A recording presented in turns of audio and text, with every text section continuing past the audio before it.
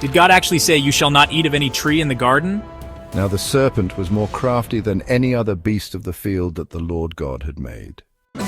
We may eat of the fruit of the trees in the garden, but God said, "You shall not eat of the fruit of the tree that is in the midst of the garden, neither shall you touch it, lest you die." You will not surely die, for God knows that when you eat of it your eyes will be opened, and you will be like God, knowing good and evil. So when the woman saw that the tree was good for food, and that it was a delight to the eyes, and that the tree was to be desired to make one wise, she took of its fruit and ate, and she also gave some to her husband who was with her, and he ate. Sounds of eating. Sounds of eating. Then the eyes of both were opened, and they knew that they were naked.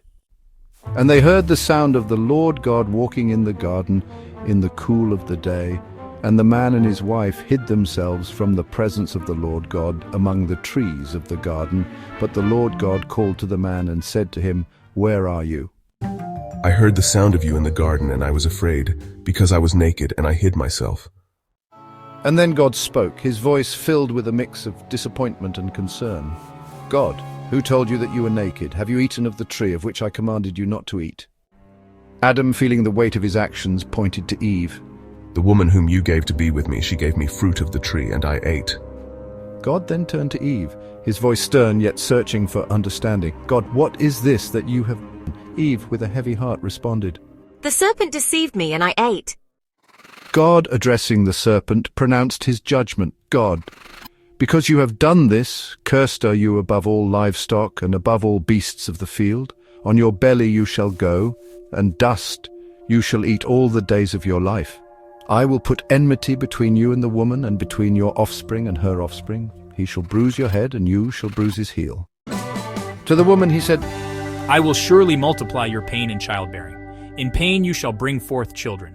Your desire shall be contrary to your husband, but he shall rule over you. And to Adam he said, Because you have listened to the voice of your wife and have eaten of the tree of which I commanded you, you shall not eat of it. Cursed is the ground because of you. In pain you shall eat of it all the days of your life. Thorns and thistles it shall bring forth for you, and you shall eat the plants of the field. By the sweat of your face you shall eat bread, till you return to the ground, for out of it you were taken, for you are dust, and to dust you shall return. The man called his wife's name Eve, because she was the mother of all living. And the Lord God made for Adam and for his wife garments of skins and clothed them.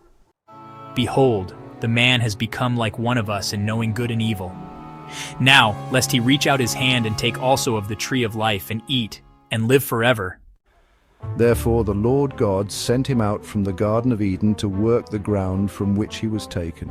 He drove out the man, and at the east of the Garden of Eden he placed the cherubim and a flaming sword that turned every way to guard the way to the tree of life.